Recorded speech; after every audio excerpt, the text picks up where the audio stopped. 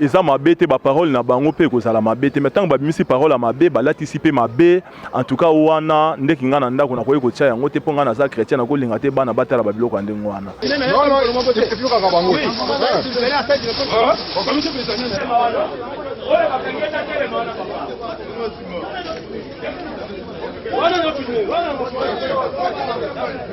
Des fois ba bêtises ebele les kana ba télévision banzembo ba bêtises emba mingi l'état congolais muna ngote bêtises oyo muna ka ba bêtises à Kofi. Non, l'état est sur le mabé. Donc côté on a vraiment condamné l'état na biso et sur le mabé côté on a. Na sens nini. Kofi le des grands artistes en Afrique.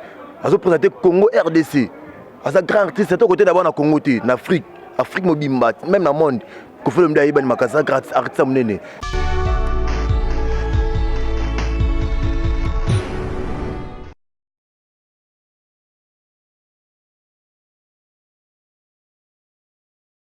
Salut, bonjour, bonsoir, abonnez na biso nyonso ya Dada International TV. Merci na bino na confiance pe na patience bozo pesa biso bozo permettre biso bo pesa biso patience ya kopesa bino ba information ya sûr ya précis na kati ya Dada International TV to kopesa bino kaka ba réalité ba histoire vraie ba annonce moko eza réel o ezo salema ba actualité eza na temps to kopesa bino kaka na Dada International TV bo s'abonner massivement na kati ya Dada International TV donc so bon mona ba réalité ba vie ya ba star na bino ba vie ya ba musicien donc bo s'abonner toujours na kati ya Dada International TV. Merci na ba o ba déjà ba s'abonner ki na kati ya chaîne na biso Dada International TV to za bino de cœur to tika bino to décevoir bino to za bino tina su kaka pona ko sepelisa bino. Lelo naza na sujet na biso o ezali ils ont circulé depuis hier na arrestation ya un grand artiste na biso légende na biso ya mboka Koffi Olomide azalaki arrêté vis-à-vis ya ba déclaration na ya déclaré ki mokolo ya dimanche na émission moko quelconque a déclaré ki yangwane poussa ki l'état atia maboko lobi na tongo. Pourquoi kaka kokanga artiste, pourquoi ko humilier artiste na biso lelo eza sujet na biso to débattre ngo to tambola na micro na biso to débattre un peu sujet to ba kaka pona nini Koffi et pourtant baza ebele to mona ba ranson ba jibe ba waze kwa ba falima ekwelela ka mopa okande moralo ba ekwelela mopa na ko bande mission bo était sans pourtant dire un grand merci à ma patronne Dada International, femme à plusieurs options, et puis je dis un grand merci à Fleury Fleur bébé à 53 ans.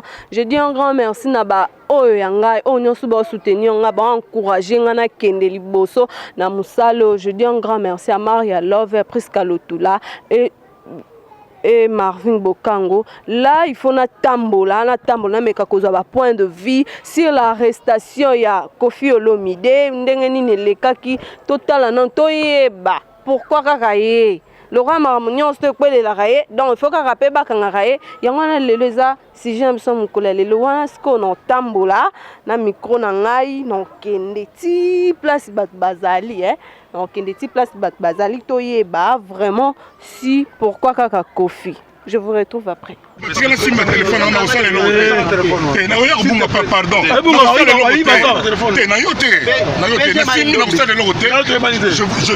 je le jure sur mes enfants. Tu as ma téléphone, pardon.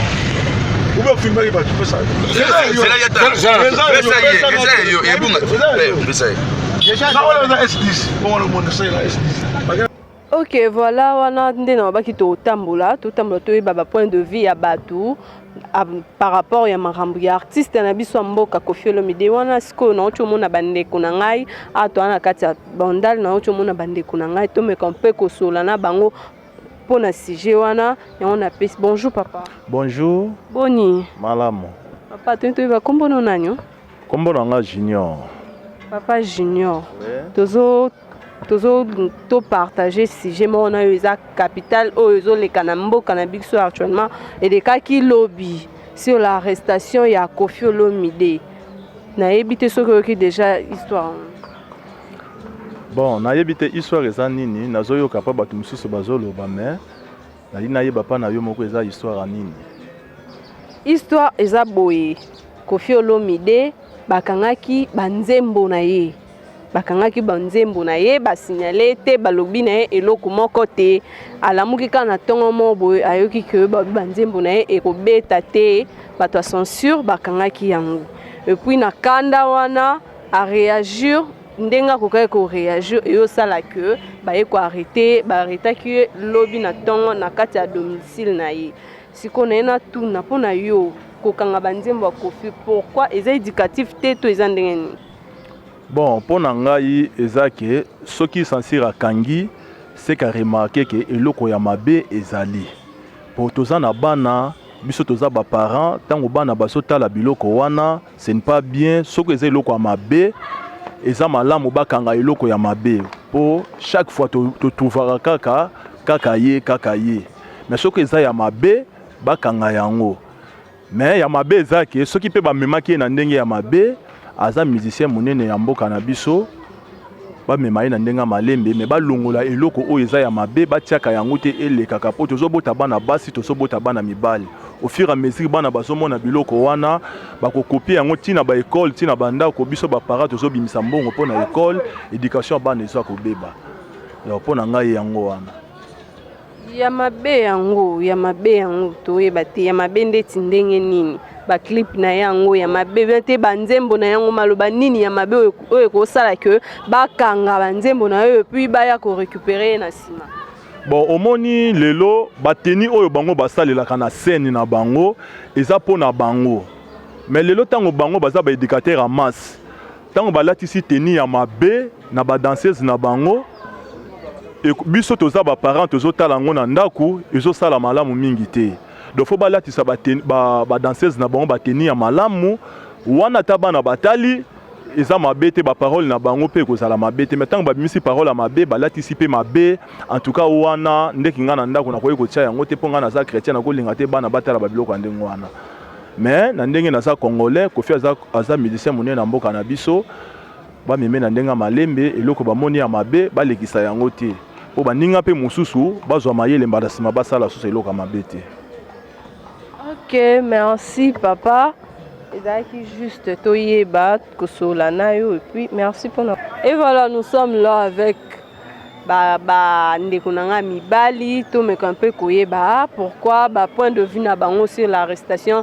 Il y a légende de la musique congolaise, Mopa Mokundi. Là, je dis bonjour. Bonjour. Papa Boni. Kitoko Makasi. Comment Nanyo? Révérend. Papa révérend. Toyeba, papa révérend. nayebi ke news ebo mama nango te bato moki babombelo biloko lia me lisolo te lisolo eza ke lobi na tongo mopa mokonzi avandika na ndako na ye bamonaka kokoko la police ebaye kokanga ye par rapport ya ba nzembo na ye ndenge adeklaraki bakangi sans prévenir ye sans koyebisa ye likambo bakangi déclaration na ye esali ke bakanga ye mpo na yo eza malamu te eza mabe? Bah pour moi c'est injuste, hein. C'est pas normal.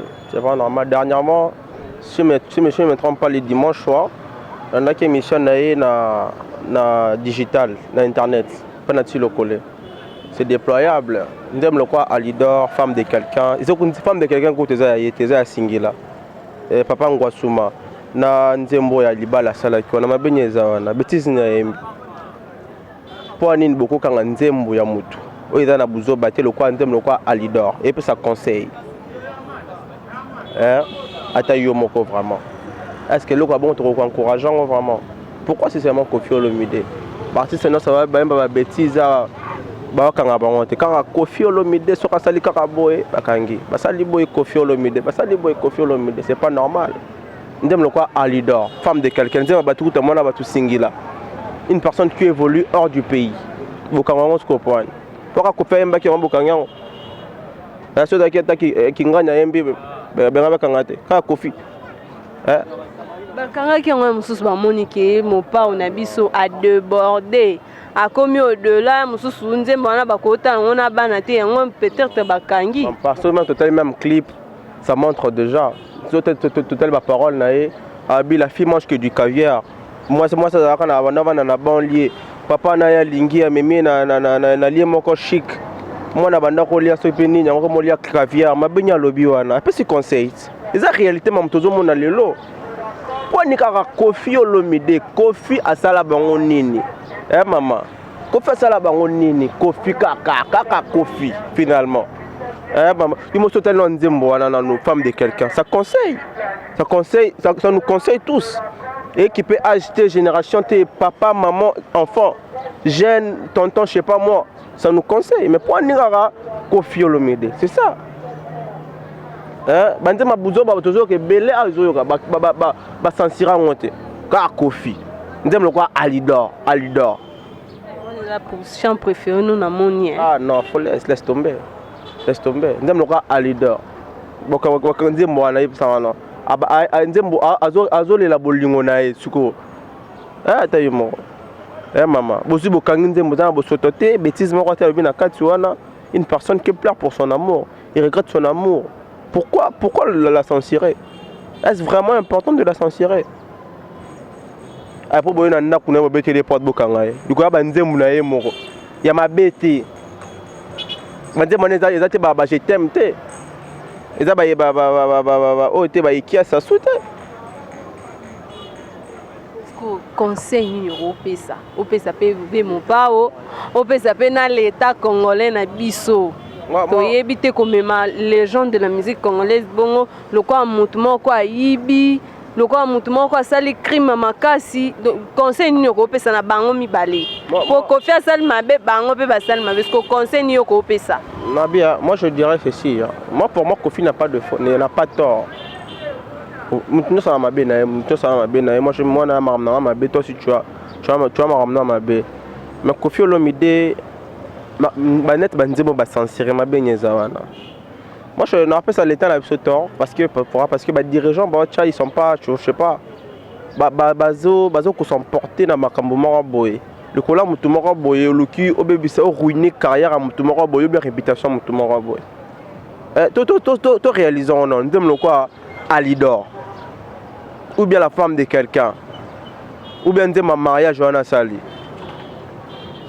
Demoiselle qui madame son destin s'appelle son mari ma bignezana après si conseil na couple marié ba jeune garçon na ba jeune fille ba na sika yubi de bo censurer nzembo wana papa ngwasuma nzembo ale bande tusuka bêtise ezate papa ngwasuma oh ezate ce que bo censurer pas banzemba bo sauter sur le chaque jour ton me dit pourquoi bo censurer honte car Kofi Olomide faut bo censurer c'est pas normal. Pour moi, je donne tort à l'État congolais. Et il faut pas essayer, surtout dans le ministère de la Culture, il faut pas essayer d'arranger certaines choses. Parce que c'est pas aujourd'hui, ça commence déjà depuis longtemps. Depuis à l'époque même des Papa Wemba, tout qu'on sort, je sais pas, dans les passés. Et des bandas de Akalamakambongo, il va sentir tout qu'on sort. Tu vois, mais il faut pas bonguer un peu pour Nambo qu'on a vu évoluer. Ok, merci papa. Okay, je vous en prie alors, merci.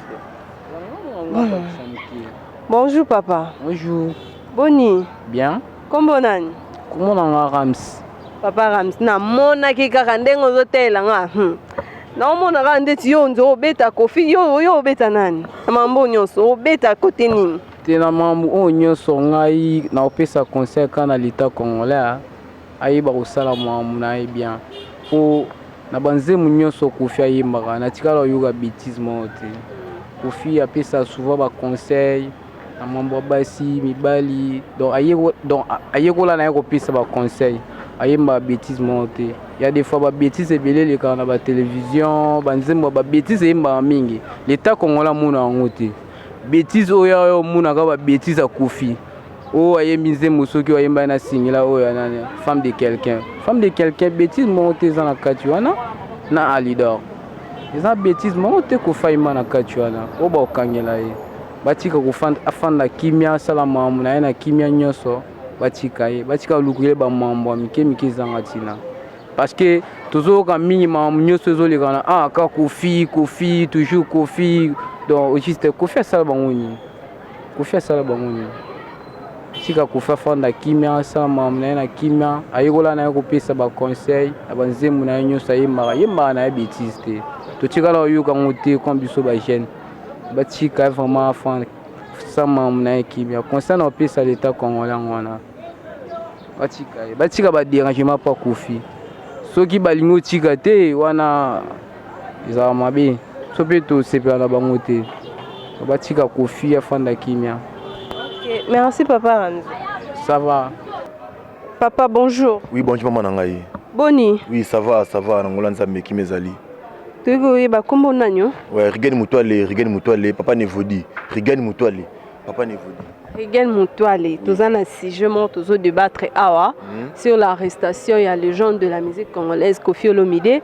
Azala qui a arrêté Lobi Natongo vis-à-vis à la déclaration a déclaré qui dimanche passé pour Nabanzembo nae censure et kanga qui ango et prévenir était a déclaré et puis Natongo nango bae kokanga pour na yo kokanga mutu bongo en plus aza mutu simple te aza quand même fierté de la musique congolaise libanda mboka et puis quoi arrêter bongo quoi agresser façon ba kangeli on dirait mutu moko simple on dirait individu moko donc aza ta na sens te pour na yo omoni yango mabeto malam. Non, l'état est sur le mabé. Na côté on a vraiment condamné l'état na biso et sur le mabé côté on a. Na sens nini.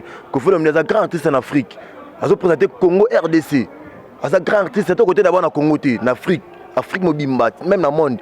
Koffi Olomide a un makasa grand artiste à mon j'ai même pas salaire bongo. Kokende kokangelo kwa mwana mke en plus tout le monde a vu tout le monde même politiquement dans âge film bambata.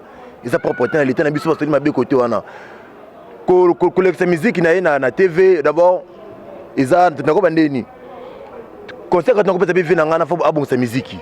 C'est pour ça danser tout ça là ça danser ma bé sauf na bana na ndako ta musique Koffi ils a ninga là ça danser ça ma bé makasi azo même éducation ya muninga ne Félix Bazé quoi moi ne Félix Bazé ninga là ça danser na propre habillé mais ça qui toko makasi mais Koffi à moi débordaka mon là ça va clip na basi ba basi ba mbele polele tout ça ça propreté mon éducation ils a propreté yango to sanga l'état na biso congolais ba mekape ko bongisango Koffi Olomide est un grand artiste artiste munene ya Congo RDC azo représenter Afrique mobimba donc ko kangi bon ko mona muke ils a propreté vraiment na ngai o ngana so ngona za propreté muke te vraiment ba kangi Koffi Olomide bongo mabima biso to ba fa na ça passe to ba congolais to moni a défendre mboka na biso Congo na musique ouais c'est choqué biso moi été choqué biso ata ba ngoni convocation batika ko tikelete ba les brusque na ko ba kangi donc tout ça abina kilote ils a propreté muke te vraiment donc ko senga na l'état na biso ba bongisa Koffi Olomide artiste munene ya Congo ayebani makasi aza grand artiste na robeta sete balika moi aza grand artiste munene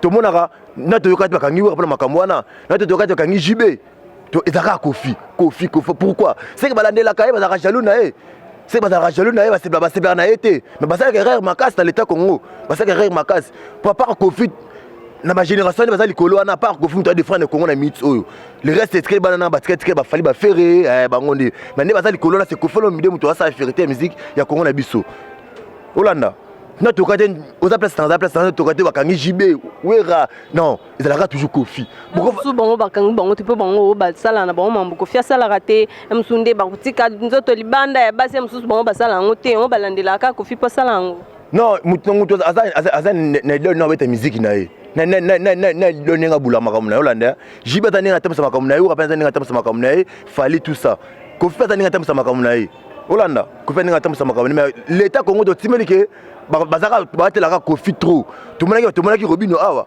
quand Robino basala Robino basala Koffi te bato kanga Robino awa pona musique ni wana okomatanga wana basala Koffi te Olanda mais Koffi doli comme Koffi l'état azongo lokwa loko moko boye lokwa ça les crimes moko boye tout ça non ça c'est bien tout ba congolais to ba nekra na Kinshasa to ko luto boto na Kinshasa Koffi Olomide artiste na biso ça se passe makasi likama Koffi l'état landela kango fou ils a pas porté na sens ni que azar OK ça la fierté moko na biso ça vraiment fierté moko na biso notre côté go jiba sali bakangi wera bona on ezalaka toujours Koffi pourquoi c'est que ebele bazana basole bazaba bazaka elle na ba le problème là ola maman na ngai to mekape ko bungisa côté wana vraiment to senga na ministre so ko disika wana a mekape ko landila makambo ngona nu na ninga ma bien vraiment Olanda oui ce que ça ba dire opposé opposé. OK, merci. Merci beaucoup maman. On a peut-être à dire parce que maman était vous êtes libre.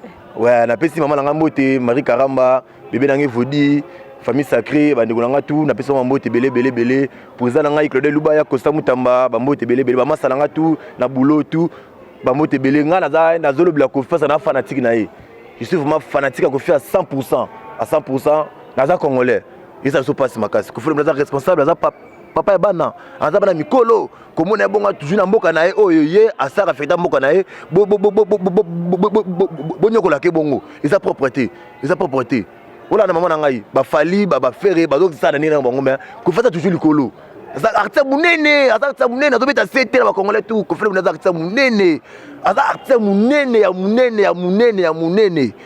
ya munene GT soso totengi bapapa wana baafrike kofata likolo toyete kokunda papa yemba awa mata papa yemba ezalaki na gasi makasi na afrique mais kofeza bongo te ekozala plus parce que aza artiste munene oyo ayebi ke artiste ya congolais asa fierté ya congo mais kolandela kofi bongo kokanga kofi kama moke bongo eza papa te ele mosusu abosapela apesaka conseil na misel na ngai artiste ya profe na ngai kofelo mide eza conseil na apesa o oza papa oboti biso ke obongisa vraiment quand même biso toza bafanatique nao naza na oblige misa $10 fana na kusoma CD wana nalandela ngo notana ndao na bana tout ça mais komona bloka bongo vanda na ndao bota TV ba clip akofi na ba bloka mikuse bongo za propreté mama lia pesa un peu papa ko film des conseils abongisa ba clip tala clip atisali oya wabisi sika oya ozobina wana ya clip asika to bisa sikona TV papa ngwasuma tala clip wana clip bongo bien eloko pena clip na sema be passe pas obina boy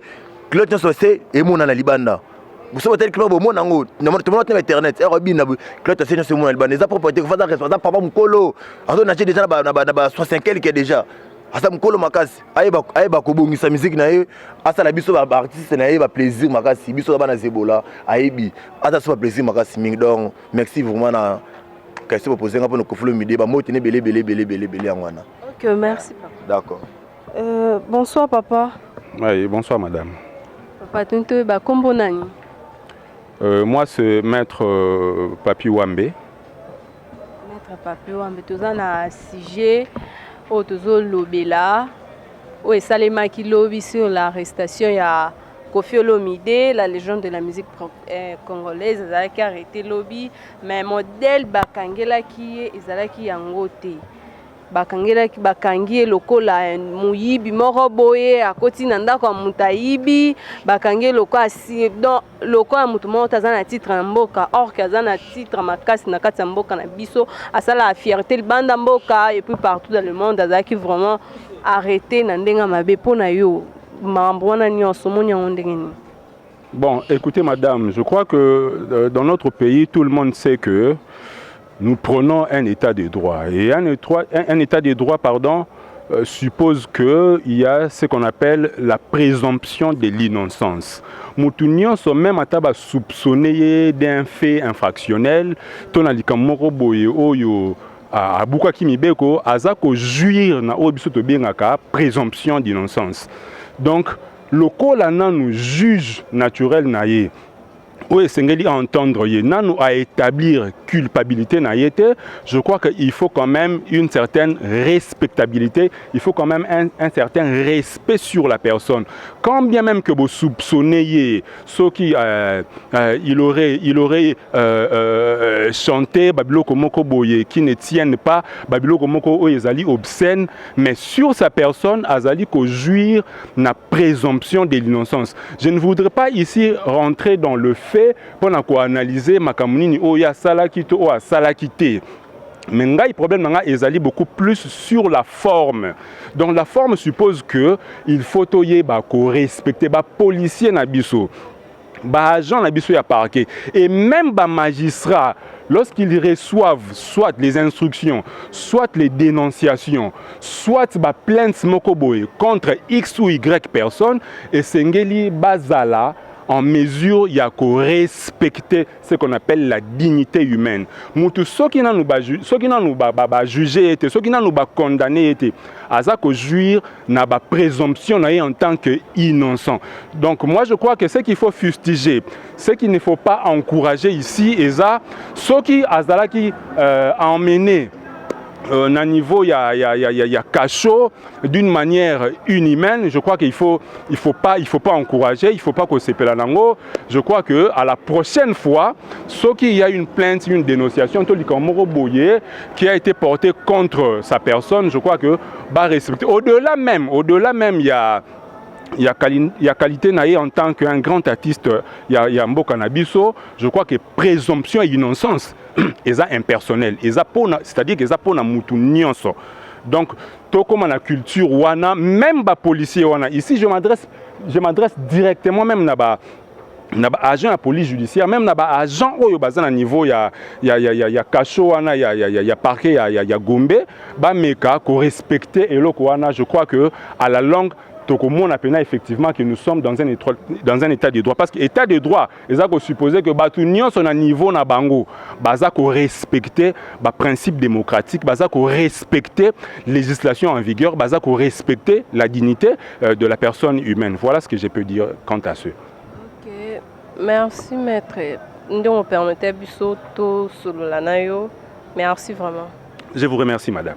Et voilà, nous sommes là à la fin de notre tranche, de notre micro baladeur par rapport à notre sujet na biso mokolelelema to tambola ki to yeba ba point de vue ya batu par rapport à sujet na biso ya lelo to komi na suka ya micro baladeur na biso. Yangwana te kopesa ba merci mingi na patron na biso Dada International, femme à plusieurs options, moi c'est à Mukuse, Yamouswaili. Je dis un grand merci à celui qu'on appelle Trésor Bofengo de tout le temps, de tous les jours. Je dis un grand merci à Dadi Lena